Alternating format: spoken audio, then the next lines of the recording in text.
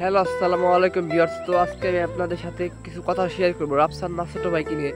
তো সেই তার ব্লু ড্রিঙ্কস ছাড়ছে মার্কেটে, সেটা নিয়ে অনেক মানুষের অনেক মন্তব্য।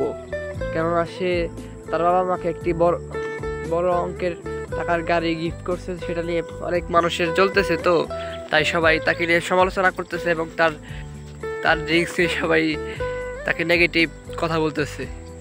না, ছোট ভাই হইতেছে বাংলাদেশের নাম্বার 1 ফুড ব্লগার। তার ড্রিঙ্কসে কোনো সমস্যা থাকলে সেটা সমাধান করবে। তো সেটা নিয়ে মানুষ যে মাতামাতি করতেছে, এটা কিন্তু ঠিক না।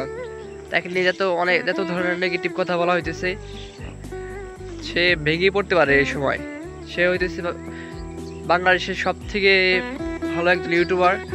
তো সে যেভাবে ইংলিশে ল্যাঙ্গুয়েজ কথা বলে, অনেক দেশের ওয়ার্ল্ডের মানুষ তার ভিডিও দেখে। সে একজন ভালো ফুড ব্লগার।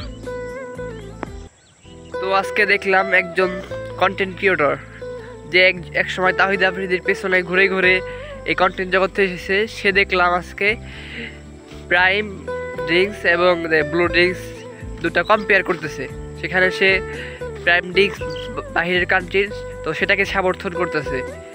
তো সে এখন সে এখন বড় একজন ইউটিউবার হয়েছে, কিন্তু সে একসময় তাহিদ আফ্রিদির পেছনে ঘুরে ঘুরেই কিন্তু সে এই কন্টেন্ট ক্রিয়েটর যুগে এসেছিল।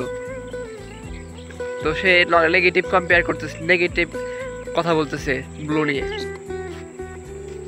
আরেকটি কথা হচ্ছে, রাফসান ছোট ভাই বলে তার মা বাবা প্রায় 2.5 কোটি টাকা ঋণ আছে, ব্যাংকে লোন নিয়েছে, ঋণ আছে বলে।